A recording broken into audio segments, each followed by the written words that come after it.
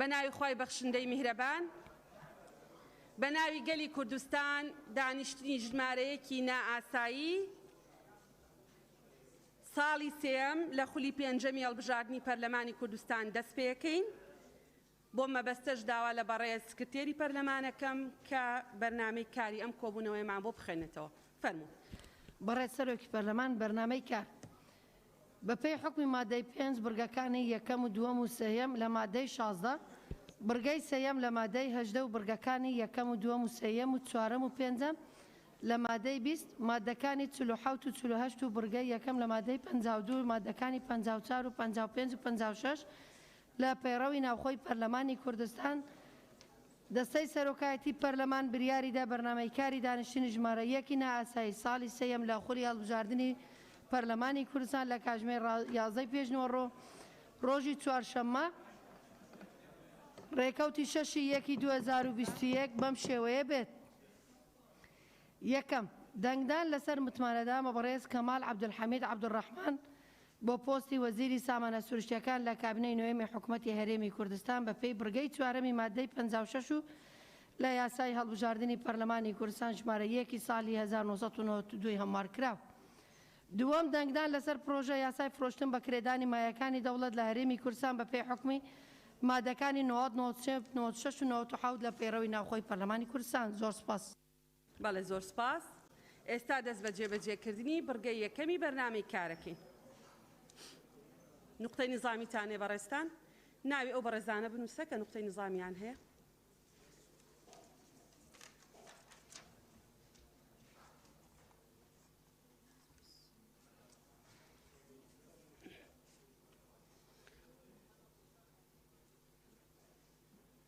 هەمویان بنووسە.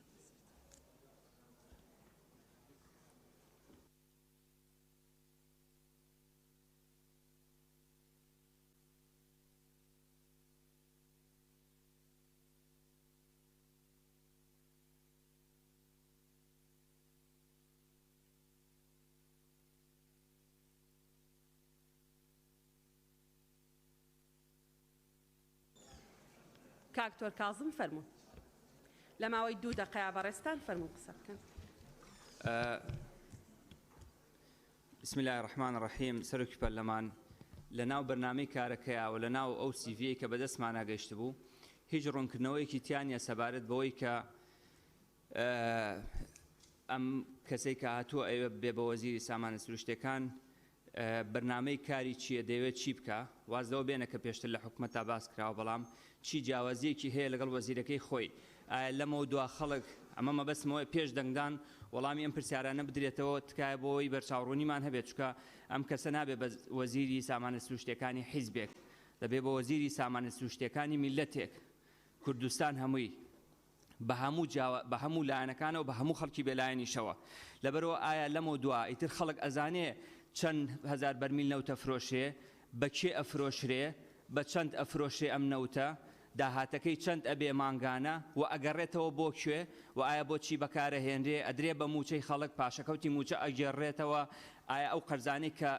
لەلایەن وەزیری پێشوە هێنراوەتە سەر هەرێمی کوردستان ئەو قەرزانە ئەدرێتەوە یان ئەم وەزیرەش جارێکی تر چەندین ملیار دۆلاری تر قەرزێنێتە سەر هەرێمی کوردستان ئایا بەدنیازە چۆن مەلەفی نەود لە نێوان هەرێم و بەغدایە ئیدارە بدا ئایا ئەوێت ئەم سامانە سروشتیە کە هی نەوەی ئێستا و نەوەی داهاتوونەوەی نوێشە ئایا ئەوێت چۆن بیخاتە خزمەتی خەڵکەوە یان جارێکی تر ئەمە ئەبێتەوە بە هۆکاری بڕینی موچە و بڕینی قوت و بێکاری گەنج و بێ ئیشی خەڵکەکان لەبەرە زۆر گرنگە پێش دەنگدان وەڵامی ئەو پرسیارە نەمان بدرێتەوە بۆی پەرلەمانتاران بەرچاوڕوون بن کە نوێنەری خەڵکن ئایا دەنگ دەدەن بەم کەسە ببێ بە وەزیری سامانە سروشتیەکان یان نا. باڵێ سپاس بۆ بەڕێست. بەدریە خان. بەناوی خۆی بەخشندەی میرەبان بەڕێز سەرۆکی پەرلەمان ئێمە بۆ جاری چەندەمە چەندین جار یاداشتمان بەرز کردێتەوە راستەی سەرۆکایەتی پەرلەمانمان کردووە کە کۆبوونەوەیەکی تایبەت بۆ گرفتی موچە بکرێت بەداخەوە تا ئێستا وەڵام نەدراینەوە هەر جارە و جارێک بە 37 پەرلەمانتار واژوویان کردووە جارێک بە 22 چەندجان جاری تر وە تازەترین یاداشتم یاداشتەی دوێنێ بوو بەداخەوە کە 22 ئەندام پەرلەمان داوامان کرد کە گرفتی موچە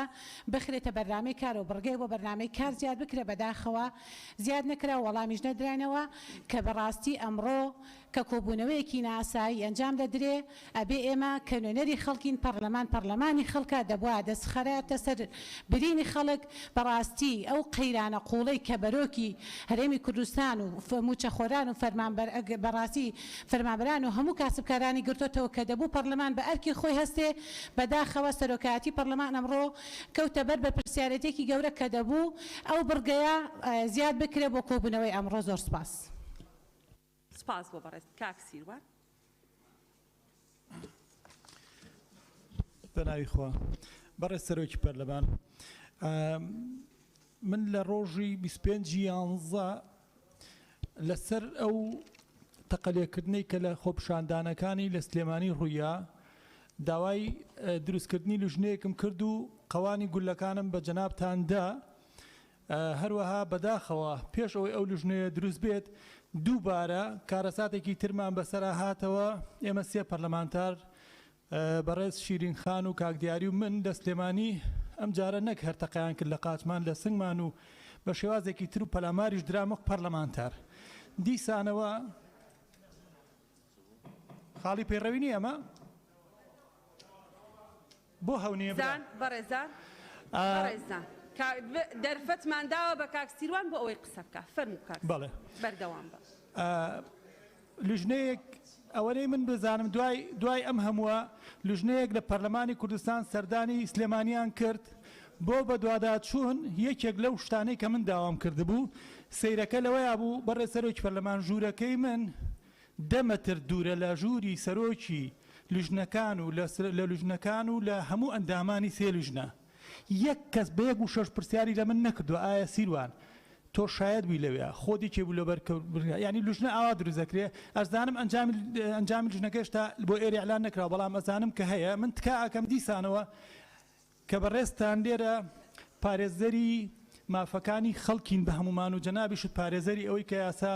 نەشکێ بەسەر ئێمەیە هیچ نەبوایە بە یەک دێڕیش بە یەک دەرئیدانەی ئەو هێرشانە تام کردایە سەر کە پەرلەمانتاران ئەکرێت بۆ لەمە دواش بۆ ئینەکرێت زۆر سپاس. بەڕێز زۆر سپاس مامۆستا بووبەکر کاک دیاری ناوم نووسیوی. بەڕێز سەرۆکی پەرلەمان بە پێی مادەی 51 لە پێڕەوی ناوخۆی پەرلەمانی کوردستان ئەبێ هەموو ڕۆژانی سێشەمە و چوارشەمە تایبەتە بە کۆبوونەوەکانی پەرلەمان جەنابەت وەڵامی ئێمە و خەڵکی کوردستان بدەرەوە 35 ڕۆژە بۆ پەرلەمانی کوردستان کۆ نابێتەوە بە پێی یاسای ژمارەیەکی ساڵی 92 و بە پێی بڕیاری ژمارەیەکی ساڵی 2005 ئەبێ پەرلەمانی کوردستان شوێنی یەکلاکردنەوەی پرسە نیشتیمانی و چارە نووسازەکانی خەڵکی کوردستان بێ ئەم پەرلەمانە بە تەمەنی ئەم خۆلەی چ پرسێکی چارە نووسازی یەکلایی کردوتەوە ئەو هەموو یاداشتانە بە پێی مادەی 66 لە بەردەستی جەنابتانە بۆ گرێبەستی 50 ساڵە بۆ مەسەلەی ئازادی بۆ دەستگیرکردنی خۆپیشاندانەکان بۆ بابەتی دواکەوتنی موچە ینی چی ینی 35 ڕۆژە هیچ کامێک لەو یاداشتانە دانیشتنی بۆ ناکرێ بەڵام ئەمڕۆ بەخواستی حکوومەت کەی بێوێ ئەبێ ئەم پەرلەمانە کۆ بێتەوە ئەمە بە پرسیارەتی جەنابتانە بە پلەی یەکەمی هەموو فراکسیۆنەکان و پەرلەمانتاران کە پەرلەمانی کوردستان لەم دۆخیمت بوونە بێنینە دەرێ و مێژوو ڕەحمان پێ ناکە ئەمە پەرلەمان نییە کە ئێمە هەمانەکە کەی حکوومەت ئاراستە و ئیعاز هەڵکا کۆ بێتەوە کەی نەشێوێ کۆ نەبێتەوانێ لەبەرەوە ئەم بەرپرسیارەتە لە ئەستۆی ئێوەیە بە دەرەجەی یەکەم و بەڕاستی ئەم پەرلەمانە ناتوانێت نوێنایەتی خەڵکی کوردستان بکە بەم ئەدا ئەوە خراپترین ئەدایی هەیە لە مێژووی پەرلەمانی کوردستانە لە 5 خولی ڕابردوو بەرپرسیارەتی بە پلەی یەکەمیش ئەکەوێتە ئەستۆی ئێوە زۆر سپاس. کاک کاروان بە ناوی خوای گەورە و میهرەبان بەڕێز سەرۆکی پەرلەمان هەڵبەت خۆتان ئاگدارن کە دۆخی کوردستان بە دۆخێکی یەکجار مەترسیداردا دەڕوە بە تایبەتی لە ڕووی یابووری و دۆخی بازار ڕۆ مەترسیێکی یەکجار گەورە دەروات و تەشەمزاتی سیاسی بە جۆرێکە کە خەڵک تەواو دوو بووە بەڕێز سەرۆکی پەرلەمان چاوەڕوانیمان بوو کە لە دۆخی ناسایی و دانیشتنی ناسایی پەرلەمان لەسەر موچ و بژێ و قوت و ژیانی هاوڵاتیان بکرێت و لەسەر کۆمەڵک پرسی گرنگی ئەم وڵاتە بکرێت کە پێوەستە بە ژیان و قوتی هاوڵاتیانی هەرێمی کوردستانەوە. چاوەڕوان نەبووین بە تەنیا دانیشتێکی ئەدنا ئاساییدا تەنها دەنگدان بێ بە وەزیرێکی کابینەی نوێمی حکومەتی هەرێمی کوردستان هاوتەریب لەگەڵەمە کە دنیایەک پرسی گرنگ هەیە. ناکرێت بەڕاستی دەستەی سەرۆکایەتی پەرلەمان بەو شێوە لە دۆخی ژیانی هاوڵاتیان بێدەنگ بێت و بە شێوەیەکی ناهەمیەتانە بمبورن کە بەو شێوە قسە دەکەم، بەڵام بە شێوەیەکی ناهەمیەتانە بەرپرسیارەتی هەڵنەگرێت لە بەرامبەر دۆخ و ژیانی هاوڵاتیان هەرێمی کوردستان. چکێمە هەڵبژێردراوانی گەلین وە کۆمەڵانی خەڵکی کوردستان دەنجی پێداوین و حەقی خۆیەتی لە جێگەی خۆیەتی کە بتوانین لاسی و بەرپرسیارەتی دابین. کۆمەڵێک پرسی گرنگ هەیە وەکۆی کە دۆخی موچە بۆچی موچەدا بەش ناکرێت. خەڵک لە دۆخی مەترسیداردا بەڕە سەرۆکی پەرلەمان وەڵاهی خەڵک هەیە پارەی شیری منداڵەکەی پێنیە، پارەی کرێ خانووی پێنیە. ئەمانە کۆمەڵک پرسی گرنگن. مەلەفی دەرمان بە زۆرێکی لێ هاتووە بەڕە سەرۆکی پەرلەمان. من پێشتری سەنجارێک تەرحم کردو باسم کردووە کە گەشتۆتە ئاستێک بازرگانی بە ژیانی خەڵکەوە دەکرێت. لە کوالەتی کۆنتڕۆڵ تستی دەرمان ناکرێت. ئەمانە مەلەفی مەترسیدارن. دەرمان دێتە ناو کوردستان بە قاچاق داخڵ دەکرێت. مەلەفی نەوت مەلەفێکی یەکجار هەستیار و حساسە. حەقی خۆیەتی کە پەرلەمانی کوردستان لەسەر پرسانە کۆب بێتەوە و لە پشووی پەرلەمانی کوردستان کۆمەڵک دانیشتری ناسایی بە زنجیرە بە دوام دانیشتنەدا بکرێن لەسەر پرسانێک کە باسمان کردن لەسەر یادداشتەکانی پەرلەمانتارە بەڕێزەکان بە تایبەتیش ناوهەمیاندا دۆخی موچە و شەفافیەتی نەوت و خاڵە سوورەکان و بابەتی دەرمان و زۆر سپاس. سپاس بۆ بەڕێز کاک ڕێبوار. بەناوی خوای گەورەی میهرەبان بەڕێز سەرۆکی پەرلەمان، ئەمە وەکو لەژنەی پەیوەندیەکانی دەرەوە ڕەوەندی کوردستانی ماوەیەک بەر لە ئێستا یادداشتێکمان بەرز کردەوە بۆ بەڕێزان بۆی کە لەسەر پرسی کۆچی گەنجان کە پرسێکی گرنگە و پرسێکە ڕای گشتیش پێوەی سەرقاڵە کە دەکرێت ئاوا پۆڵ بە پۆڵ کە گەنجانی ئێمە وڵات جێدێڵن کاریگەرێکی نەرێنی هەبێ لەسەر ئەمنی مرۆیی لە هەرێمی کوردستان. و ئومێدمان نەکرد کە لەم بەرنامەی دانیشتنی ئەمڕۆ ئەم بڕگەیە ئیزافە کراوە، بەڵام بەداخەوە لە ماوەی ڕابردوو تاوەکو ئێستا بە هیچ شێوەیەک دەنگ و باس نییە لەسەرەوەی کەی نەک هەر بۆ بەرنامەیە بەڵکو کەی ئەم بابەتە دەخرێتە گفتوگۆ و راپۆرتە ئێمە یادداشتە ئێمە بخرێتە ڕوو. سپاس. سپاس بۆ بەڕێزت کاک عەلی حەمەد ساڵح. بەناوی خوای گەورە بەڕێز سەرۆکی پەرلەمان، لە ماوەی ساڵ و نیوی ڕابردووە چەندین جار بەپێی مادەی 48 بەپێی مادەی 66 داوای دانیشتنی پەرلەمان کراوە لەسەر ئەو پرسانەی ڕەبتی بە موچەوە هەیە. تکاکەین یعنی فکرەکەی ئێمە ئەوە نییە وەفدی دانووسان کار بێ شەرحی مفاوەزاتمان بۆ بکە. بەدەر لەو ڕێگەی بەغا دەیان ڕێگەی تر لە کوردستانە هەیە. من نازانم حکمت چییە لەوەی کە ئەم پەرلەمانە ئامادە نییە لەسەر قاچاقچێتی خاڵە سنووریەکان دانیشتن بکە. یعنی حکمت چییە؟ یعنی بێزار بوون لە ئێمەڵەن هەموو ڕۆژە باسی قاچاقچیەکانەکەن، بەڵام کەس بێزار نییە لەوانەی کاکە بڵێ ڕایگرن. ئێستا لە جبس و مەڕەوە تا سیارە بە قاچاق دێ ئەوە داهاتیە وڵاتەیە باموچەی پێ حەلکەین. ئەم پەرلەمانەت ئەوەی ئەمڕۆ وەزیریش دەست بەکارە بێت. چەندین جار داوامان کردووە دانیشتن بکرێت لەسەر دۆسەی نەوت و پێداچوونەوە بە خەرجیە زۆرەکانی نەوت و گرێبەستە خراپەکان و فرۆشتن و گەندەڵی ناکرێت.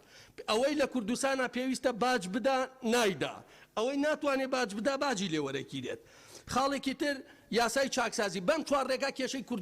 موچە حەلە بێ پیاچوونەوە بە نەوت ڕێگری لە قاچاخی باج یاسای چاکسازی بۆ زانیاری ئەم پەرلەمانە. ئەوەی کە کراوە تەنیا بایۆمەتریە دوو موچەکان لابراوە شتێکی باشە. 246,000 فایلی خانەنشینی هەیە تا ئێستا دەستکاری یەک فایلیش نەکراوە. 96,000 شەهیدان هەیە تا ئێستا فایلی شەهیدانی ساختە جیا نەکراوەتەوە. 217,000 پێشمەرگە هەیە تا ئێستا حەق و ناحەق جیا نەکراوەتەوە. 96,000 هێزەکانی ناوخۆ. کاکە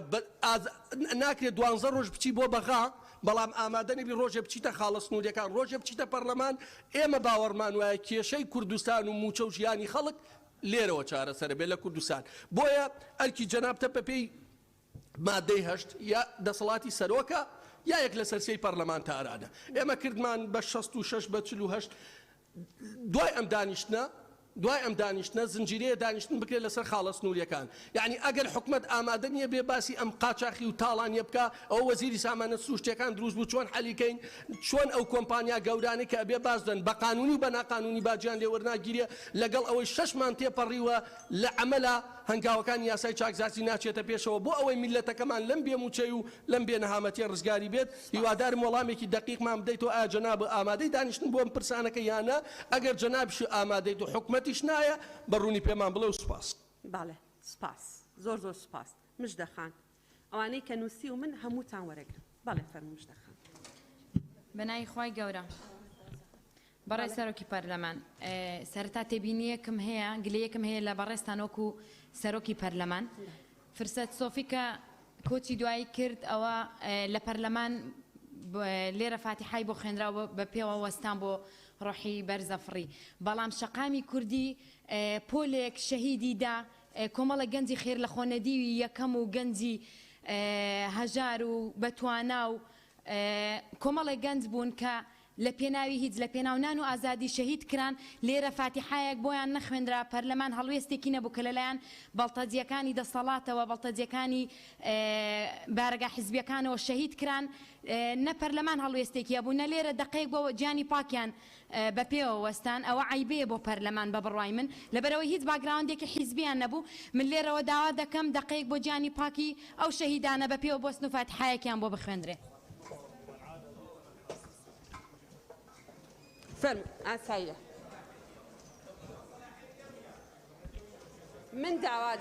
من داوا دەکەم هەستن دقیقەیەک بۆ گیانی پاکی پەرلەمان داواتان لێ دەکات کاک باڵەمەوە کاک ئومێد فەرموون ئەو بەڕێزانە کە سوکاری ئێمە بوون.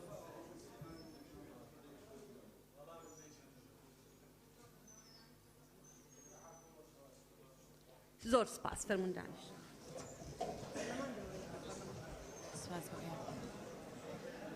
بەڕێز سەرۆکی پەرلەمان سەرڕای تێبینیم لەسەر بەرنامەی کارەکە کە دنیای قەیرانمان هەیە بەڕێز سەرۆکی پەرلەمان یەک دنیا یاداشتی پەرلەمانتاران دراوە بە دەستەی سەرۆکایەتی ئێستا کاک عەلی ئاماژەی پێدا یەک دنیا قاچەقچێتی هەیە لە خاڵە سنووریەکان ئێمە دانانیشین یەک کۆبوونەوە لەسەرەوە بکەین کە دنیایەک داهات دەگەڕێتەوە بۆ ئەم وڵاتە قەزیەی موچە و گوزەرانی خەڵک و هەموو شتێکی پێچارە سەر دەبێ بەڵام پەرلەمان دانیشتێکی لەسەر ئەنجام نادا دێ دانیشتن بە یەک فیکەی حکوومەت دێ دانیشتن ئەنجام دەدا کۆبوونەوە دەکا لە کاتی پشوودا بەداخەوە دەبوو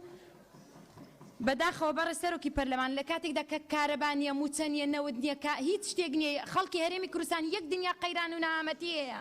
بەڵام بۆ بەرنامەی کارێک دانیشتوین ئێمە ئەوڕۆ کۆبووینەتەوە کە ئیسفادەی 1,250 بۆ میلەت نییە تحدا دەکەم دانانی ئەو وەزیرەش یەکشت لە وەزعی ئەم میلەتە بگۆڕێ لەبەر ئەوەی ئەو سیاسەتی ئەو حیزبانە و هەر حکوومەتەیە یعنی وەزیرەکە دابنرێ و دانەبنرێ تەنها شخصێکە و گۆڕانکاری لە شخصێکدا دەکرێت داواکارم لەسەر داهاتی خاڵە سنووریەکان لەسەر قاچاقچێتی لەسەر ئەو یاداشتانێک کە پەرلەمانتاران دایانە بە بەڕێستان هیوادارم کۆبوونەوە بکرێ بە زووترین کات پەرلەمان هیچی نەکردو تا پشووی پێ بدەی هیوادارم پشومان نەبێ. زۆر سپاس بۆ تۆ. زۆر سپاس. کاک پێشەوە بەڵێ سەبرتان هەبێ هەمووتان وەردەگرن. بە ناوی خۆی گەورە بەڕێز سەرۆکی پەرلەمان پێم وایە تەحەکمکردن بە دانیشتنەوە لەلایەن ئەندامی پەرلەمانەوە ناکرێت بەڕێز سەرۆکی پەرلەمانی و بێ بەڕێزت ئیدارەی دانیشتن بدەیت. لەبارەی ئەو پرسانەی کە هاوڕێیانی بەڕێزم قسەیان لەسەرەکەن لە بەشێکی زۆریانە هاوڕێن هیواداری نەم وەزیرە بەڕێزە ئەگەر تێبینیەک ناڕوونیەک لەسەر کەرتی نەوت هەبێ لە هەرێمی کوردستاندا وا بکات کە خەڵک ئاشت بکاتەوە لەگەڵم کەرتەداوە ڕوونی لە داهات لە شەفافیت کە دروشمی کابینەی حکوومەتی هەرێمی کوردستان و بەڕێز سەرۆک وەزیران بووە ئێمە هیچ گومانێکمان نیە لەوە کە سەرۆک وەزیران بۆ خۆی چاودێرە بێت لەسەرەوەی کە ئەم بابەتە بۆ خەڵکی کوردستان زیاتر ڕوون بێتەوە هیچ پرسیارێک لە لای خەڵکی نەمێنێ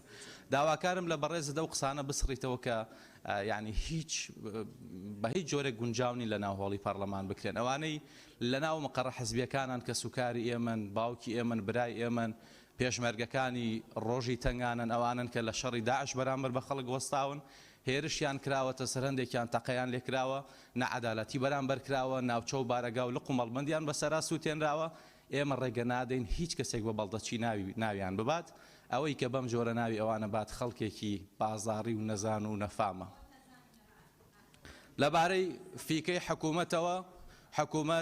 حکوومەتێکە کە حکوومەتی هەموو خەڵکی کوردستانە ئێمە ئەمانەوێت ئەوەی کە کاک عەلی وتی ئەوەی هاوڕێیانی دیکەوتی لە مەسەلەی قاچاقی لە مەسەلەی ڕوونکردنەوەی داهات شەفافیت ئەوەی کە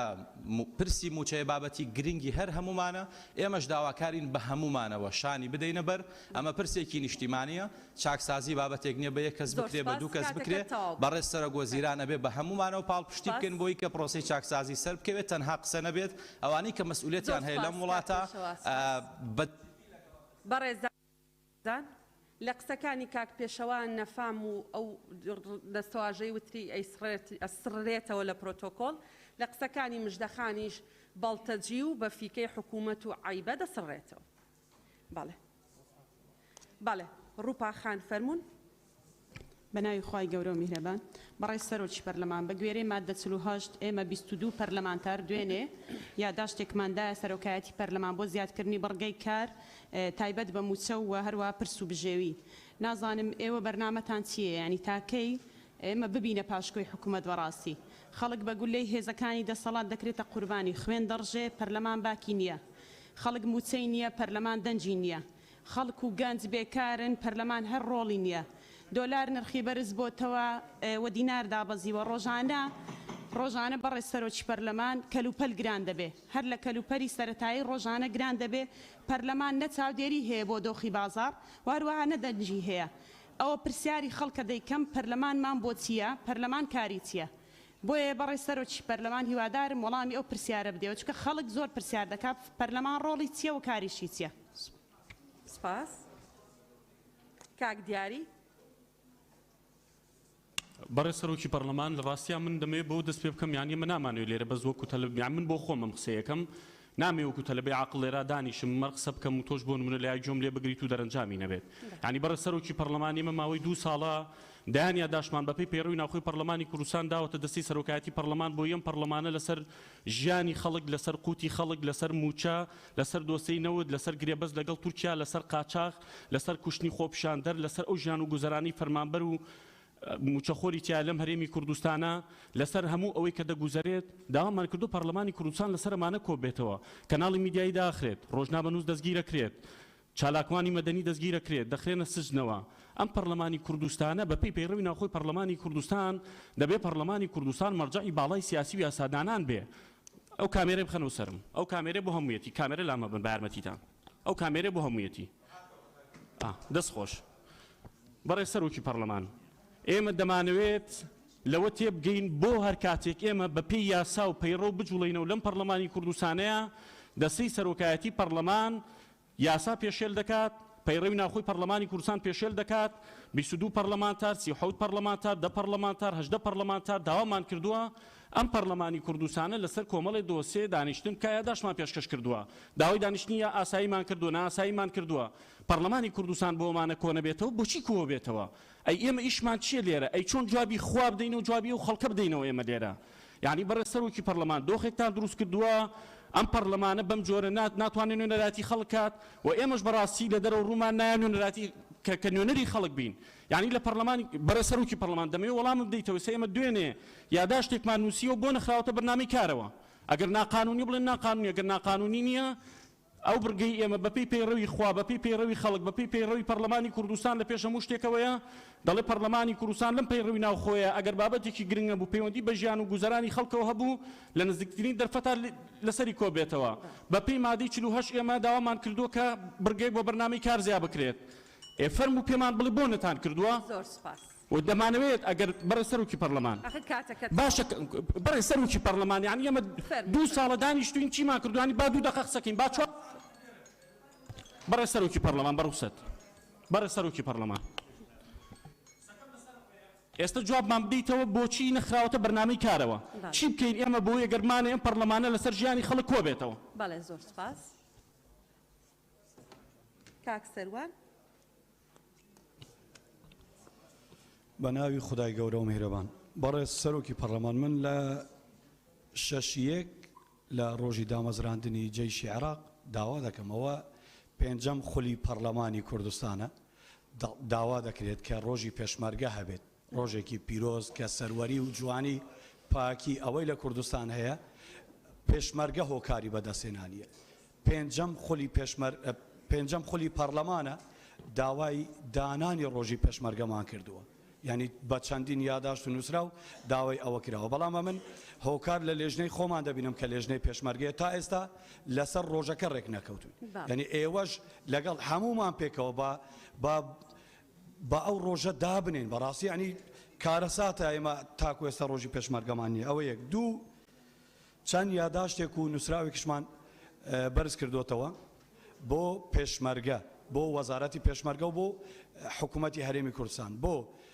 ئەوەی پێشمەرگە وەزارەتی پێشمەرگە و وەزارەتی شەهیدان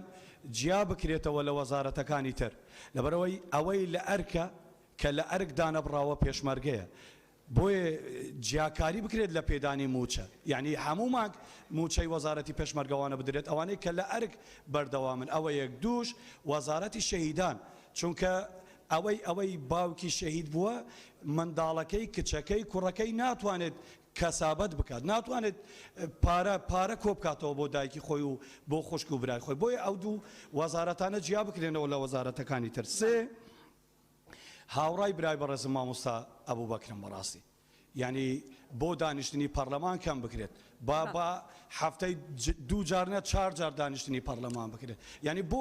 بۆ پەرلەمانی عێراق چهار ئەوەندەی ئێمە کۆ ببێتەوە کە ئێمە لەوان زیاتر کێشە و مەشاکلمانەیە و زۆر سپاس زۆر سپاس مامۆستا عومەر بەناوی خۆی بەخشندەی میرەبان زۆر سپاس بەڕێز سەرۆکی پەرلەمان سەرەتا جەختەکەمەوە لەسەر قسەکانی هاوڕێیانی بەڕێز کاک عەلی حەمەد ساڵح مامۆستا ئەبوبەکر سەبارەت بە دواخستنی کۆبنەوەکانی پەرلەمان و ئەنجام نەدانی کۆبنەوە لە ماوەی یەک مانگدا و حساب نەکردن بۆ یاداشتی یاساییانەی ئەندامانی پەرلەمان بەڕێز سەرۆکی پەرلەمان وەزارەتی سامانە سروشتیەکان بەپێی یاسا وەزیرەکەی دەست بەکارە بێ هەر بەپێی ئەو یاسایی کە جەنابی وەزیر ئەمڕۆ متمانە وەرەگرێ تەشریفی هێناوەتە هۆڵی پەرلەمان ئەبێ ئەو وەزارەتە سندوقی کوردستان بۆ داهاتە نەوتیەکانی هەبێ بەداخەوە ئەوە 8 دانە ساڵە داهاتی فرۆشتنی نەوت کە بۆتە مای کێشە و ئاڵۆزی بۆ خەڵکی هەرێمی کوردستان برسیبوونی خەڵک تێربوونی کۆمپانیای بەرپرسان دیار نییە کەس نازانێت داهاتی نەوت لە کوردستانە چی لێ دێت بۆ گیرفانی کێ ئەچێت ئەچێتە کام حساب بانکیەوە بۆچی کەمتر لە نیوە ئەگەڕێتەوە بۆ خەڵکی هەرێمی کوردستان هیوادارین وەزارەت ببێتە دامەزراوە بە یاسا کار بکات و داهاتەکەی ببێتە داهاتێکی نیشتیمانی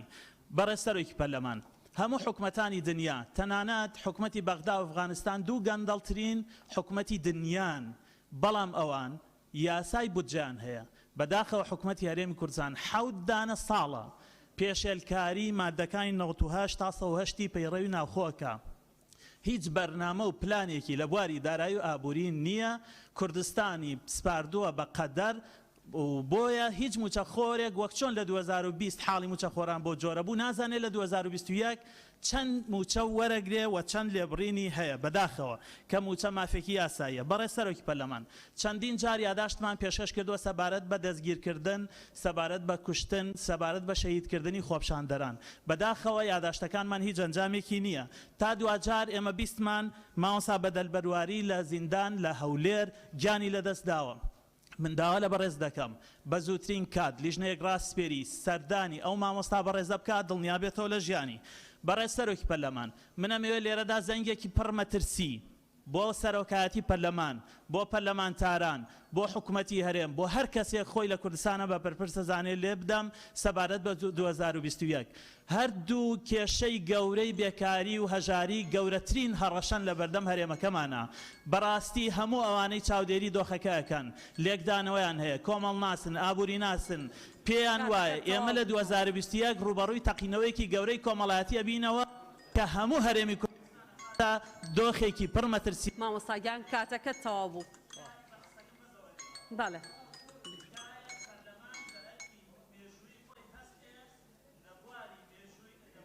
مایکەکەت پێکە مامۆستا سپاس بۆ بەڕێز کاک ئەرشەد بەڕێز سەرۆکی پەرلەمان پێما لە ئێستادا کە هەرێمی کوردستان لە دۆخێکی خراپی هەم سیاسی هەم داراییدایە و قوارەی هەرێمی کوردستان لە مەترسیدایە و مافی خەڵکی هەرێمی کوردستان خوراوە لەلایەن بەغداوە ئێستا هەموو ئەحزابی سیاسی پێویستیمانەوەیە لە زیاتی ئەوەی ڕەخنەی ڕوخێنەر لە یەکتری بگرین هەوڵ بدەین ماڵێکی کوردستانی دەستە ناو دەست ئەو کێشانەی کە سیاسیە هەیە و خەڵکی هەرێمی کوردستان بازەکەی دەدا پێکەوە بە ئۆپۆزیسیۆن بە حکوومەت بە یەک دەستەوە ماڵێکی کوردستانی دروست بکەین و ئەو خەڵکی هەرێمی کوردستان و هەرێمی کوردستان و قوارەی هەرێمی کوردستان لەو قەیرانە دەرباز بکەین و چارەسەری کێشەکان بکرێن زۆر سپاس سپاس بۆ بەڕێز دکتۆر سەباح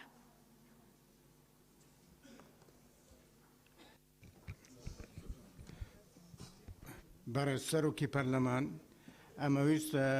ڕوونکردنەوەک بدەم کاک هاوڕێ کاک کاروان گەزنەیی و خوشکە ڕووپات و نابێت لەسەر قسەی ئەندامی پەرلەمانی تر قسە بکەیت بەڵام ئەتوانی بەبێ ناوهێنانی ئەو بەڕێزانە باسی لیژنەی لاوەکی دەرمان بکەیت کە لە لیژنەکەتان سەرۆکی پەرلەمان بەڕاستی ئێمە لوژنێکی لاوەکیمان چاکردوی دەرمان لوژنەی لاوەکی دەرمان هەندێک گلەی هاتووە پرسیار هاتووە لە هەندێک هەواڵان ئێمە بەدوا چوون بۆ دەکەین و لوژنێکمان سپاردووە کە متابعی ئەو مەوزوعە بکرێت مەوزوعی دووەم مەوزوعی گرانی بازار خوشکە ڕووپاک باسی ببوورە کە ناوەمینە بەڵێ بەڵێ هەمووان دەزانین جەناب من نیەتت زۆر پاکە ئێمە متابعە دەکەین لەگەر قایم قامیاتی چونکی قام قامیات ئەوانە مشرفن لەسەرەوە بەڕاستی زۆر ڕۆژنیە پێ تەلەفۆنی ئیدارە نەکەین و ئەوانیش ئیجرعاتی خۆ دەکەن بەس دەزانی وەزعەکە لەبەر گۆڕینی دۆلار و لەبەر ئەوە زۆر تشتێک کەلاو بووە ئێمە لەسەر ئەرکی خۆ بەردەوام دەبین زۆر سوپاس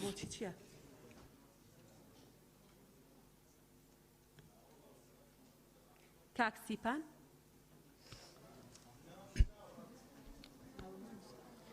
بەڕێز سەرۆکە پەرلەمانی بەڕێز سەرۆکە پەرلەمانی لگۆری پەیڕەوێ ناوخۆیە پەرلەمانی کوردستانی ژمارە یاساییە پەرلەمانتارن بەڕێز یاداشتێک ئاراستەی جەنابەوەی کردە کو بابەتێ هەری گرنگ ئەڤروکەل هەرێما کوردستانê کو گرێدای ژین و ژیارە خەلکی هەرێما کوردستانê پرسا موچەیە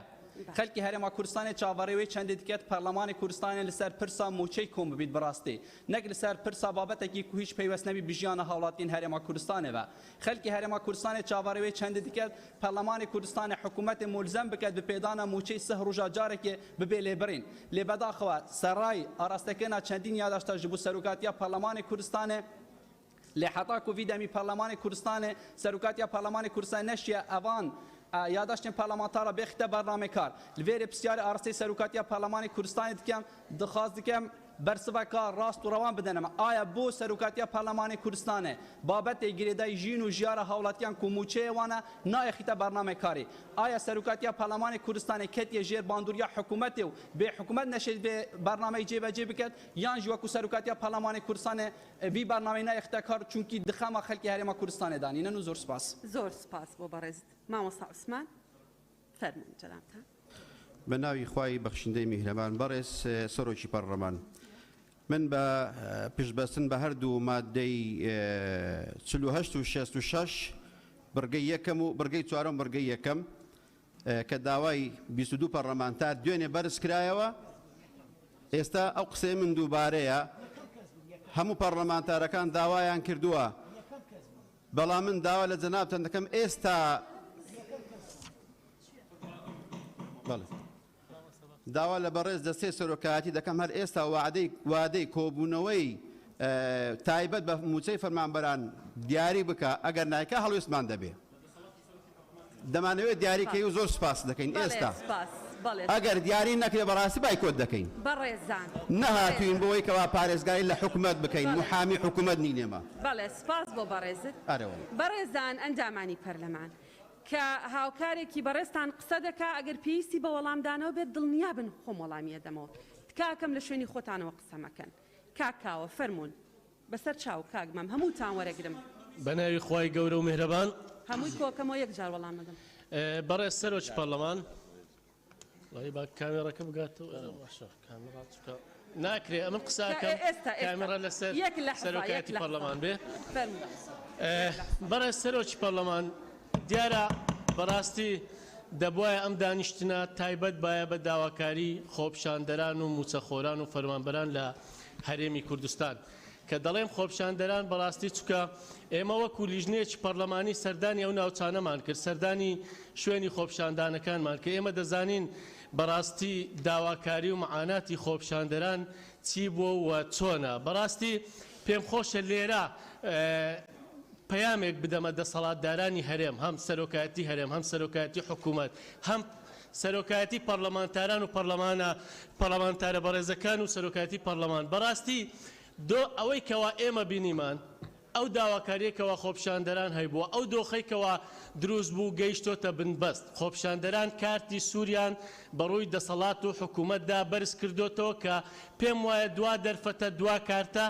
پێویستە حکوومەت بەخۆیدا بچێتەوە و دەسەڵات چاکسازی ڕاستەقینە بکات و بەڕاستی داواکاری خۆپشاندەران جێبەجێ بکات لەسەروی هەمویانەوە دابینکردنی موچەی فەرمانبەران و دروستکردنی هەڵی کار و مەسەلەی خزمەتگوزاریە چونکە خەڵک بەڕاستی تەحملی نەما ژیانی خەڵک بە تەواوی گوێران بووە خەڵک برسیە بەڕاستی ینی خەڵک هاوارەکە برسیمە یعنی بۆ تێناگە حکوومەت بۆ تێناگە دەسەڵات هەتاکەی تۆ 30 ساڵە تێناگەی خەڵک هاوارەکەت برسیمە کەی تێ ئەگەی ئەگەر تۆ لە 30 ساڵ تێنەگەی خەڵک برسێتی خەڵک هاوارەکات خەڵک فەرمانبەر قەرزارە موچەکەی پێنادرێ مەساریفی ماڵەوەی پێناکرێ بەڕاستی ئەوە خاڵێکی جەوهەریە و پێویستە دانیشتێکی تایبەتی لەسەر بکرێت و حکوومەتش بانگ بکرێت ئەوە خاڵ یەکەم خاڵی دوام لەسەر مەسەلەی بەڕێز کاندیدی وەزیری سامانە سروشتەکان یعنی بەڕاستی ئێمە ئەوەی کەوا گرنگە بەلای ئێمە سیڤەکەمان بەدەستگەیشتووە بەڵام گرنگە بزانین سیاسەتی نەوتی لە هەرێمی کوردستان بەرەو چه ئاراستەیەک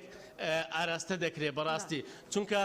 خۆ ڕەنگە بەڕێزیان بزانێەوە ڕەنگە ئێمەش هەموو پەرلەمانتاران دەزانین کە بەڵێ بەس 30 ثانیە بەڕاستی لە هەمووی گرنگتر ئەوێ نەوت بخرێتە خزمەتی خەڵک بۆ خۆشگوزەرانی خەڵک نەوت بکرێتە نیعمەت نەک میحنەت بۆ خەڵکی هەرێمی کوردستان کە تا ئێستا میحنەت بووە زۆر سپاس بۆ بەڕێز کاکمەم بەڕێز سەرۆکی پەرلەمان من قسە لەسەر هەندێک خاڵی پەیڕەویەکەم و دواتر هەندێک بەڕێزان ئەندامانی پەرلەمان هاوکارمان کاکمەم قساکە فەرموون قسە لەسەر هەندێک خاڵی پەیڕەویەکەم بە خێرایی دواتر هەندێک پرسیارم هەیە بۆ بەڕێز ڕاستپێررا بۆ پۆستی وەزیری سامانە سروشتیەکان مادەکانی 16 و 17 و 18 و 19 و 20 دەسەڵاتەکانی دەستەی سەرۆکایەتی دیاری کردووە بێ لە 20 کە سکرتێری پەرلەمانە و سەرۆک و جێگر دیاری کراوە بەشێکی زۆری ئەم دەسەڵاتانە لە ماوەی ڕابردوودا پێشێل کراوە ئەم خولەی پەرلەمانمان لە بەردەمایە داواکەم لە دەستەی سەرۆکایەتی پابەت من بۆ دەسەڵاتانەوە کە هەیە بۆ نمونە ئەوەی کە پەیوەندی بە جێبەجێکردنی یاساوەیە مادەی 48 و ئێمە مانگێک و 7 ڕۆژ لەمەوبەر یاداشتێکی 37 ئیمزاییمان کۆ کردوێتەوە بۆ بڕگەیەک کە بێ لە دوای 24 سعات ئیزافە نەکراوە بەپێی مادەی 66 داوای چەندین یاداشتمان کردووە ئەوانە ئیزافە نەکراوە ئەمانە پێشێلکردنی پەیڕەوە کە دەستەی سەرۆکایەتی لێی بەرپرسیارە من لە جەنابتانە پرسم 55 کاتژمێر بەپێی راپۆرتی ڕێکخراوی 55 کاتژمێر لە ساڵی 2020 تا پەرلەمان کۆبووەتەوە لە کۆبوونەوە یاسای چاکسازیە 16 سعات کۆبووینەتەوە لە 11 سعات بۆ هاتنی سەرۆکی حکوومەت و تیمی حکوومەت 27 کاتژمێرەکە 28 کاتژمێر بۆ بێ لەو 3 ڕۆژە ئێمە کۆبووینەتەوە 28 کاتژمێر بۆ 1 ساڵ ئەم مەسەلێ ئێوە وجدانتان ئاسوودەیە بێ دڵخۆشن بۆی کە دەستەی سەرۆکایەتی بەم شێوەیە لە کاتێکدا لە ناو مادەی هەر بەپێی پەیڕەوی ناوخۆ مادەی 51 پێویستە کات سێشەمان و چوارشەمان کۆبینەوە کۆبوونەوانە نەکراوە بەڕاستیەوە ئەوانە بەشێکن لەو ڕخنانی کە ڕوبەڕووی دەستەی سەرۆکایەتی بێتەوە بە پابەند نەبوون بین من ئەو پرسیارانەکە بۆ بەڕێز ڕاستپێررا بۆ ئەو پۆستی وەزارەتی سامانە سروشتی مادەیەکی پەیڕە و پرسیار لە کەسێک بکەین کە هێشتا کاندیدە من مەبەستم لە چشتی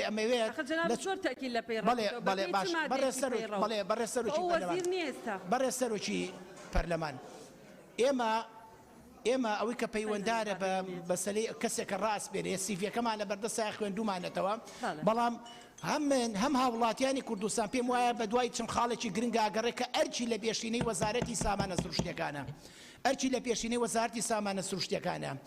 ئەم وەزارەتە تێبینی هەبووە کە شەفاف نەبووە گرێبەستەکان داهاتی نەوت هەموو ئەمانە هەموو دەزانین کە شەفاف نەبووە پلانی وەزیری ڕاستپێررا بۆ پۆستە بۆ ئەم ئەرکە چیە بێت لە ڕووی شەفافێتی وەزارەتەوە جگەلەوە ئەوترێت دوو خاڵ ڕێگەی پێنادین وەڵامت داتەوە لەبەرەوەی بەڕێزیان وەزیر نییە ئێستا هاوڵاتێکی هەرێمی کوردستان یعنی کەواتە ئەو متمانەدانە بەستەنیا لەسەر ئەو کۆمەڵە دیێڕەیەکە لە ئەو بەڵێ سەر چنارخان فەرموو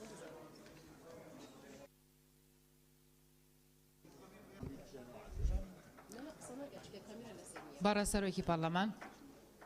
منیش چەند خاڵێکم هەیە سەرەتا بەگلەیەک لە دەستەی سەرۆکایەتی پەرلەمانەوە ئایا پرسیارەتان لە خۆتان کردووە ئێوە ئێستا لە وەرزی پێشووی یاسادانانە یەک مانگ دانیشتن دانانە کە بەپێی پەیڕەوی ناوخۆ وایە هەموو هەفتەیەک دانیشتنی تیابێ بەڵام ئێستا کە پشووی پەرلەمانە دانیشتنتان داناوە بە دوو بڕگە کە هەردووکی لە مەسلحاتی حکوومەتە یەکەم بۆ دەنگدانە بە کاندیدێک کە ئەبواە 18 مانگ لەمەوە بە لە دەی حوتی 2019 ئەم متمانەی وەرگرتانەک دوای 18 مانگ لە پشوویەکی پەرلەمانە دانیشتنی بۆ دابندێت و بڕگەی دووەمیشی لەسەر دەنگدان بە پرۆژه یاسایە کە ئەویش هەر هەمان شێوە پرۆژه یاسای حکوومەتە. بۆ دانیشتەکان ناکەن سەرۆکایەتی پەرلەمان بۆ ئیدارەدانی جەلسەکانی پەرلەمانە نەک بۆ تەحجیمکردن و کەمکردنەوەی ڕۆڵی پەرلەمان و بێئەرزشکردنی پەرلەمان کە ئێستا شەقام هەمووی بۆ شێوەیە سەیری پەرلەمانەکە کە پەرلەمان هیچ ڕۆڵێکی نییە کە ئەبوایە پەرلەمان چۆن ئێستا وەزیرێکیەت متمانە وەرەگرێ بە هەمان شێوە کاتێکە نایاساییەکە کە ئەبوایە بهاتە متمانەی لێ وەرگیرایەتەوە. خاڵی ترمان هەیە ئەگەر بڵێن ئەم سەرۆکایەتی پەرلەمانە دانیشتن دانانە لە کاتی پێویستانە بێ مناڵم کاتی پێویست زۆر هەیە ئێمە چەندین یاداشتمانیاوە یەکێک لەوانە یاداشتی فەرمانبەرانی گرێبەست کە خوێندنەوەی یەکەمی بۆ کراوە بۆ پەرلەمان دانیشتنی دووەمی بۆ خوێندنەوەی دووەمی بۆ نەکرد و نەیکرد بە یاسا کە چەندین فەرمانبەری گرێبەست هەیە چاوەڕای ئەوە مامۆستایانی وانە بێش کە نزیگەی 7 بۆ 8,000 مامۆستان کاتێکە وەزیری دارایی بڕیارێک دەرەکات 10,609 کەس دووموچە و سێموچە و خانشینی نایاسایی لە ئایا ئەو داهاتەی کە ئێتەوە و پێشتش بڕیارێکی تری بەو شێوە دەرکردووە بۆ ناهێتە ئێرەوە ئەو داهاتە چەندە بۆ ئەوەی ئەوانەی کە لە چاوەڕوانی دامەزراندان وەکو وتم دەرچوانی زانکۆ پەیمانگاکان مامۆسایانی وانە بێش وە گرێبەستەکان یەکلایی بکرێتەوە. دیوێکی تر ئێمە یاداشتمانیاوە بە سەرۆکایەتی پەرلەمان لەسەر چارەنووسی پرۆسەی خوێندن بۆ وەزیری دارایی بۆ وەزیری پەروەردە نهاتوۆتە پەرلەمانەوە چارەنووسی خوێندن یەکلایی بکاتەوە دراوە بە لیژنەی پەروەردەکە ئەوان 11 کەس جەنابەت قسە دەکەی فەرموو. بەڕێز سەرۆکە پەرلەمانی هەر تمامیا یاداشتتمە پێشکەشکرین ایکشوان یاداشتاب امضا 24 پارلمانتارا بو یاداشت کدیب امضا 28 پارلمانتارا بو امضا کدیتر یعنی یاداشت کدیتر اوه همی گریدان بونب کرت پرورده از الویره و آخفتنیت کم وک اندام کالجنا پرورده بو دوام جاره یاداشتامت هیتا تحویل کرن بو لجنه کا معنی کو لجنه پرورده ام بیجین آیا 11 اندامت لجنه پرورده تمثیل 111 اندام پرلمانات کن کلویر بتنی وزیر تتویر متمانش من ورگرتن پشتی هنگی چتن و برزد بتن ام نشین جارکی لپرسین القلب بکین بینت هلا پرلمانی و مناقشه که دانو ساندنه که القلب بکین مدا خازا مهوانداریا دو وزیرت بارس کر بو وزیر پرورده گل وزیر خدنا بالا آیا کنگی لجنه کی کو اس اندام متوی لجنه دا بوزانین حق هيا یاداشت قدر پارلمانتارا لادن کو بس دین مصير صلاح خاندنی بو مرون کن نرى هندك سیاسی هبو نرى هندك دارایی هبو بس دیارجی کو حتی نو که خلک هریما کردستان کاچا چش موچی خو نزانتن و سا چش مصير و پاشاروجا بچی که خوجی نزان کو آیا صلاح خاندنی یا اف سال 2020 2021 برف کیوچتن بر هندم تاکید لیت کین بزیترین وقت هر دو وزیرن بارز بین هولا پارلمانی کاچا متمانه الوی پارلمانی ورگرتن خو ماستر و بلنترنه بین نجوی پارلمانی و سرکفتی بن. بله زور سپاس. کاغزان عمل خالد. بەڕێز سەرۆکی پەرلەمان بە پێی بڕگەی یەکەم لە مادەی سی پەیڕەوی ناوخۆی پەرلەمانی کوردستان لیژنەی تەندروستی پەرلەمان لیژنەیەکی لاوەچی پێکێناوە بۆ بە دواداچوونی گرفتەکانی دەرمان لە هەرێمی کوردستان بەڕاستی گرفتگەلێکن لە هەرێمی کوردستان کە خەڵکی کوردستان باجەکەی دەدا هاوڵاتیانی هەرێمی کوردستان باجەکەی دەدا بە هاوکاری خوشک و برایانم لە لیژنەی لاوەچی دەرمان راپۆرتێکی تێر و تەسەل ئامادەکراوە راپۆرتەکە لە بەردەستی بەڕێستانە و ئاراستەی سەرۆکایەتی ئەنجومەنی وەزیران کرا لەسەر ڕاستپاردەی جەنابی سەرۆکی ئەنجومەنی وەزیران وەزیری تەندروستی ڕاست پێردراوە لە ئێستادا 13 بڕیار لەسەر راپۆرتی لیژنەی پەرلەمانی 13 بڕیاری پێویست لە مانجی ڕابردوو لە وەزارەتی تەندروستی دەرکران بۆ پێداچوونەوە بە سەرجەم ئەو خاڵانەی کە پەیوەستن بە گرفتی دەرمان لە هەرێمی کوردستان. خاڵی دووەم لە دوایین دانیشتنی پەرلەمانی کوردستان لەسەر پێشنیاری فراکسیۆنی پارتی دیموکراتی کوردستان و بە وەرگرتنی پشتیوانی دوو پەرلەمانتاری بەڕێز لە فراکسیۆنی یەکێتی نیشتیمانی کوردستان و فراکسیۆنی بزوتنەوەی گۆڕان داوامان کرد کە پرسی موچە و بارودۆخی دارایی هەرێمی کوردستان بخرێتە بەرنامەی کار بەداخەوە ئەو کات بەهۆی کۆمەڵێک گرفت لە ناو هۆڵی پەرلەمان نەتواندرا گفتوگۆ لەسەر بابەتی موچە بکرێت وا بڕیار بوو کە دانیشتێکی تر بۆ ئەم بابەتە بکرێت تاوەکو ئێستا ئێمە چاوەڕوانی ئەوەین ئەم دانیشتە بکرێت. خاڵی سێەم لەسەر ڕاستپاردەی بەڕێستان لیژنەیەک تەشکیل کرا بۆ بەدواداچوونی گرفتی خۆپیشاندانەکانی ئەم دواییە هەرێمی کوردستان بۆ زانینی هۆکارەکان و ئەم خەلەلانەی کە دروست بوون بەداخەوە تاوەکو ئێستا لیژنەکە دەست بەکار بوون و راپۆرتی خۆیان هەیە. ئێمە داوا دەکەین کە راپۆرتی لیژنەکە لە بەردەم پەرلەمانتارانی بەڕێز بخوێندرێتەوە بۆی هەمومان بەرچاوڕوونیمان لە هۆکارەکان هەبێت. زۆر سپاس. سپاس بۆ بەڕێزت. بەڕێز سەرۆکی پەرلەمانە منیشنا لە خۆم نووسیا. بەڵێ فەرموو قسە بکە جەناب. دوای جەنابێت ئەو قسە دەکا شیرین خان قساکە هەمووی قساکەوە هیچی نوقتە نظامی نییە بەڕێزان بڕاتان بێ. فەرموو شایان خان. بناوی خوای گەورە بەڕێز سەرۆکی پەرلەمان شایان کاکە ساڵح. ئەمن وەکو پەرلەمانتار وەکو نوێنەری هاوڵاتیان لە هەرێمی کوردستان لەو پەرلەمانە داوا دەکەم ئەگەر دانیشتنەکەی ئەمڕۆ لەسەر چارەسەرکردنی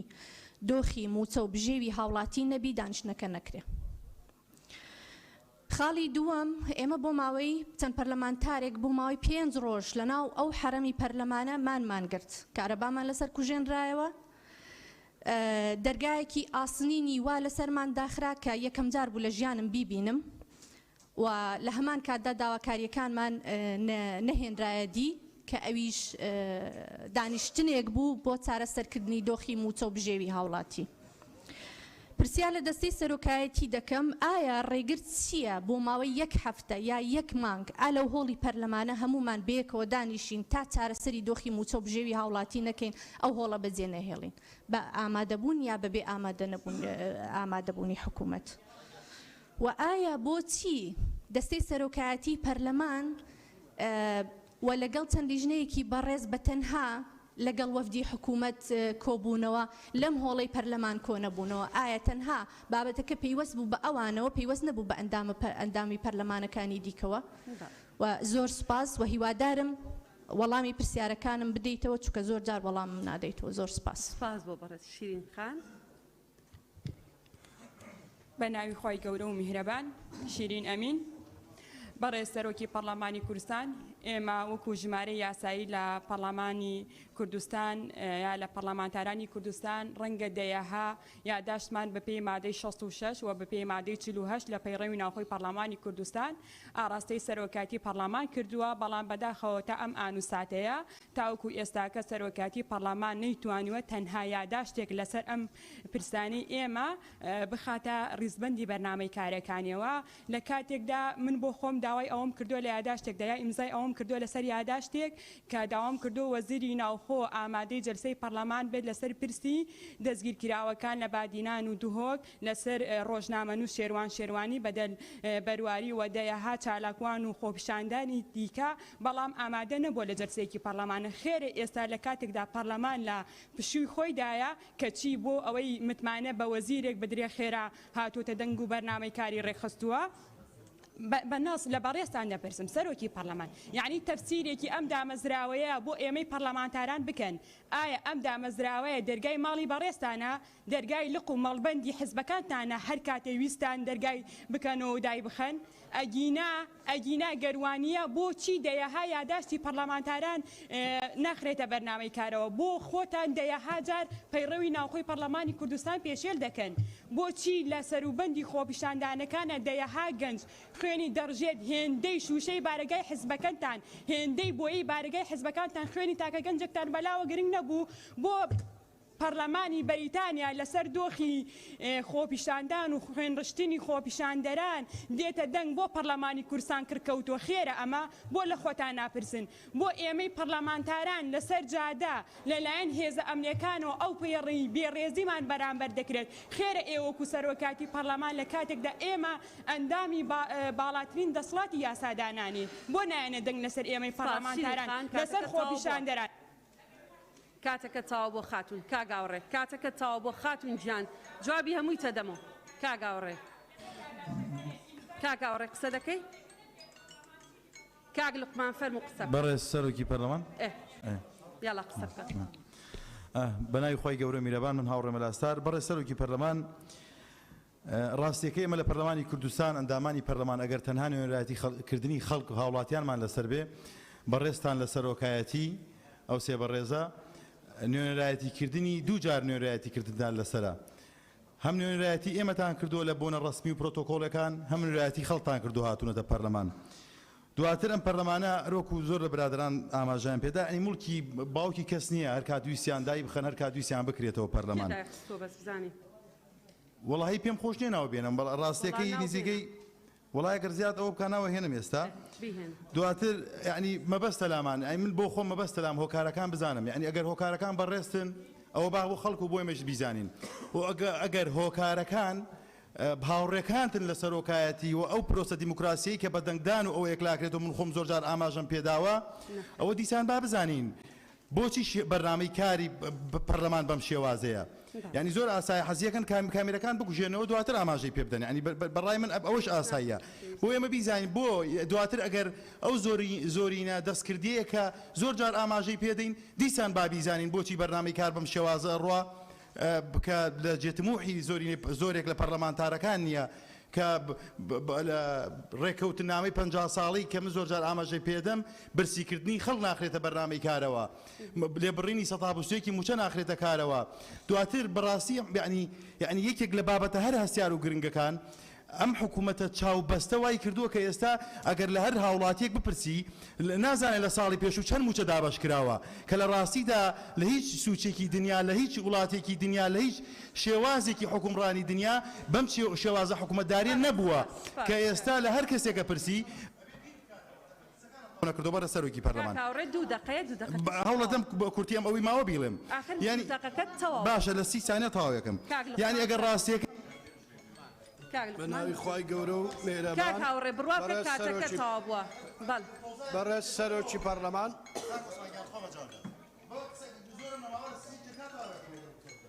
ئەخر دوو دەقەکەت تەواو بووە کاک هاوڕێ بە قوربان ئەمە بەکاتە لە هەر مەجلیسێکا دانیشی قسەکردن بەکاتە جەنابەت دوو دەقەکەت تەواو بووە فەرموون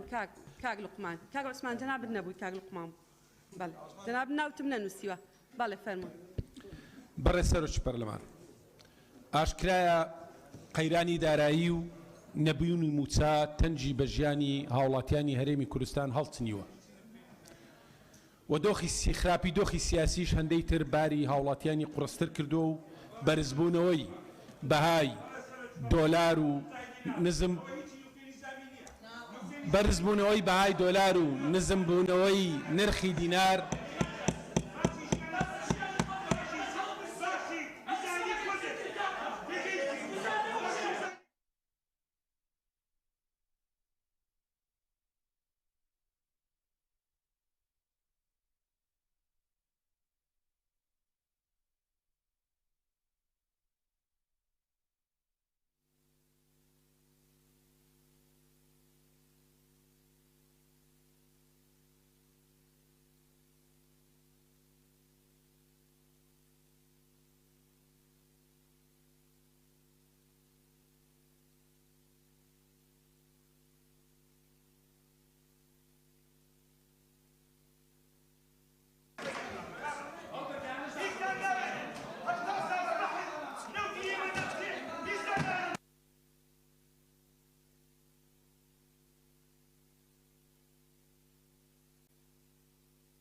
بەسەر چاو بەسەر چاو دەرگاکە داخل سەبرتان هەبێ دانیش بەڵێ زۆر سپاس بەڕێزان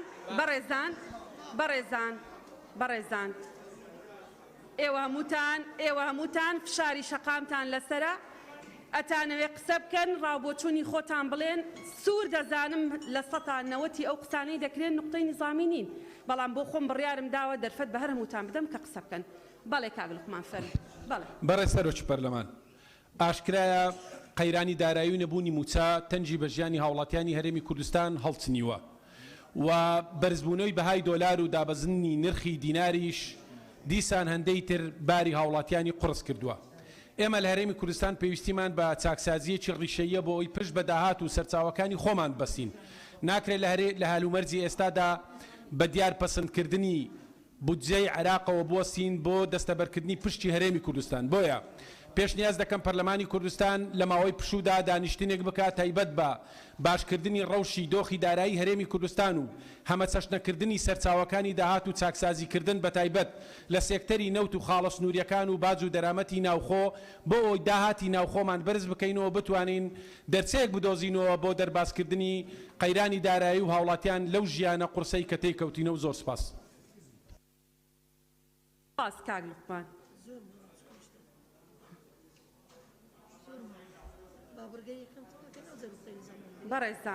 بەڕێزان ئێمە لە بیدایەتەوە ناومان نووسین هەمووی 12 کەس بوون. ئێستا نزیک بوونەتەوە لە 31 کەس عەزیزەکانم. ئەم کاک جەلال وەڵڵه جەنابە لە لیژنەی قانونیت ئەزانی ئەو قسانە هیچی نوقتەی نظامی نییە. فەرموو قسە بکە، فەرموو قسە، فەرموو قسە، فەرموو. بەس ئەوەیە من نامەوێ و بۆم تەسجیل بکرێت کە لە نەزانیمە دەرفەت دەدەم نەنزانیوە ئەوانە نوقتەی نظامین. ئەمەوێ ئەمە تەسجیل ببێت کە دەزانم ئەوانە نوقتەی نظامینین بەڵام فەرموو قسە. بەڕێز سەرۆکی پەرلەمان دیارە ئێمەش وەکو جەنابەت ئاگدارین کە ئەو بابەتانە هەندێکی نوقتەی نیزامی نیە بەڵام دەکرێت قسە لەسەر وەکو برادران ئاماژەیان پێدا بابەتەکە بکەین. وێ ڕای پشتیوانیم بۆ ئەو بەڕێزانەی کە باسییان لەوە کردە بێ موچە و قووتی ژیانی هاونیشتیمانیان بابەتی گفتوگۆکانمان بێت و پێم وایە بۆ چارەسەرکردنی بابەتی موچە و قووتی ژیانی هاونیشتیمانیان بە خۆشحاڵیەوە ئەمڕۆ کە کاندیدی وەزارەتی وەزیری سامانە سروشتیەکان لێرەیە پشتیوانیم بۆ قسەکانی بەڕێز کاک عەلی کە دەبێ پێداچوونەوە بەگرێ بەستەنەوتیەکان بکرێ بە مافی خۆم ێزانم قسە لەسەر دوو خاڵ بکەم کە ئەویش بابەتی ئەوەیە کە ژینگەی ئەو ناوچانە ئێوە ئاگدار دەکەمەوە کە بە تەواوەتی خراپ بووە کە با بڵین دەوڵەمەندن بە سامانی سروشتی لەوانە ناوچەی گەرمیان و ناوچەی چەمچەماڵ کە سامانی سروشتیان هەیە لە گرێبەستەکان وا بووە کە دەبێت لە پای دەرهێنانی ئەو سامانە سروشتیە لە ژێر ئەو خاکە کە من بۆ خۆم خەڵکی ئەو ناوچەیەم دەبوو ناوچەیەکی زۆر سەوز بکرێ بۆی خەڵکەکە ئەو دانیشتوانی ئەو ناوچەیە تووشی نەخۆشی نەبن بەڵام بەداخەوە تەنا یەک داریش لە سنووری قادرکەرم کە خەڵکی ئەوێم و کۆمپانیای داناغازی لێە نەنێژراوە و داواکارم کە پاش متمانە وەرگرتنی بەڕێز وەزیری سامانە سروشتیەکان کار لەسەر ئەوە بکە و دوو کار بکات بۆ هەلی کار بۆ ناوچەی چەمچەماڵ و گەرمیان کە ئەو ناوچەیە دەوڵەمەندە بە سامانی سروشتی و بەڕاستی بێ ئیشی و هەلێکی کاری زۆر لەو ناوچەیە هەیە و هیوای سەرکەوت نەخواستم سەرپاس. زۆر سپاس، زۆر سپاس. بەڕێزان گوڵستان خان نوقتەی نظامی هەیە جەنابەت؟ ئەگەر بڕگەی یەکەمی بەرنامەی کارەکە جێبەجێ بکەین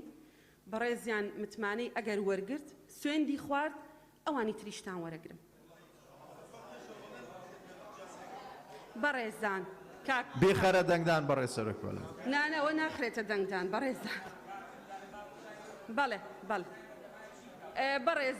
بەڕێزان ئەندامانی فەرمونون دەست یارمەتیمان بدەن کاک شوان. بەڕێزان ئەندامانی پەرلەمان بەڕێز کاک دکتۆر کەمال جەنابیان ئێستا هاوڵاتێکی ئاسایی هەرێمی کوردستانە. هیچ دەسەڵاتێکی نییە بۆ وەڵامدانەوەی هیچ جۆرە پرسیارێک لەوانەی کە بەڕێزتان کردوتانە. بەڕێزیان لە بەردەمی پەرلەمانە هەتا ئەو دەقەیەی کە متمانەی پێ ئەدرێ و سوێنە خوا هیچ جۆرە دەسەڵاتێکی بۆ وەڵامدانەوە نییە بە ناوی وەزیری سامانە سروشتیەکانەوە چکە بەڕێزیان هاوڵاتیەکی تا ئەم لەحزەیە ئاسایی ناتوانێت خۆمە کاندیدی هەڵبژاردننی پەرلەمان نییە ناتوانێت. ئەمە ئیش نییە کاکتۆر کازم ئەمە ستمی خۆی هەیە. بەڕێزان ئەندامانی پەرلەمان وەڵامی هەموو پرسیارەکانتانە دەمەوە دڵنیا بنەوە. من باسی کاکتۆر کازم کە ئیشەکەی دەست پێکرد اینجا ئەتوانێت بۆی نییە لە بەردەمی پەرلەمانە ئێستا قسە بکە. بەڕێزان ئەندامە بەڕێزەکانی پەرلەمان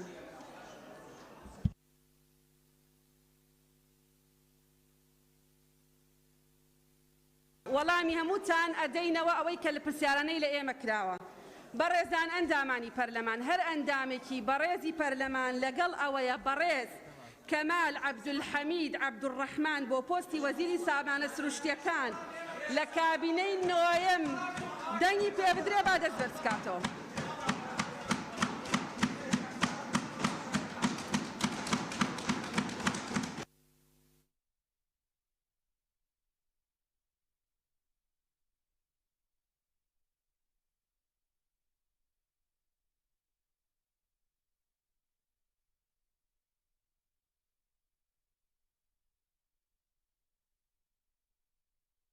بەڕێزیان متمانەی وەرگرت.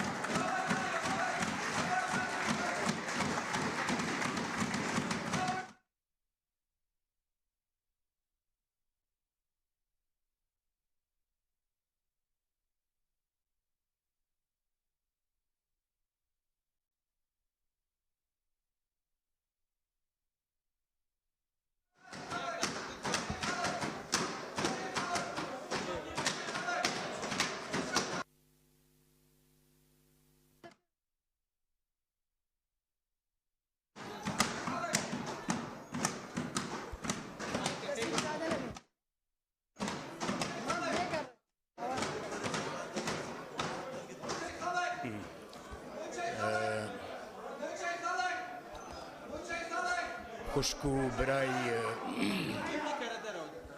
فەرموو سوێن بخۆ فەرموون بەڵێ فەرموون کاکە خوشک و برای خۆشەویست بەڕێز ئەندامی پەرلەمانی کوردستان بەڵێ دەستی لەسەر قورئانە کاک سیپان السلام علیکم ورحمة الله وبركاته. بەڕێزیان دەستی لەسەر قورئانە. من دكتور كمال عبد الحميد عبد الرحمن أتروشيما بخداي مزن سوين دخوم كبدلسو زيوا باريزكاري ليكتي قلو خاكي كردستان عراق بكم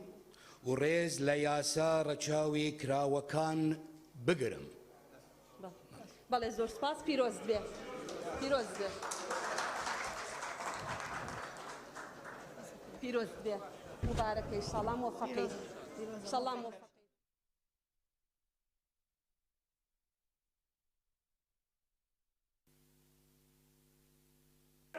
بەڕێزان پشوویەک بۆ ماوەی یەک چارەک وەرەگرین پشوویەک بۆ ماوەی یەک چارەک وەرەگرین فەرموون.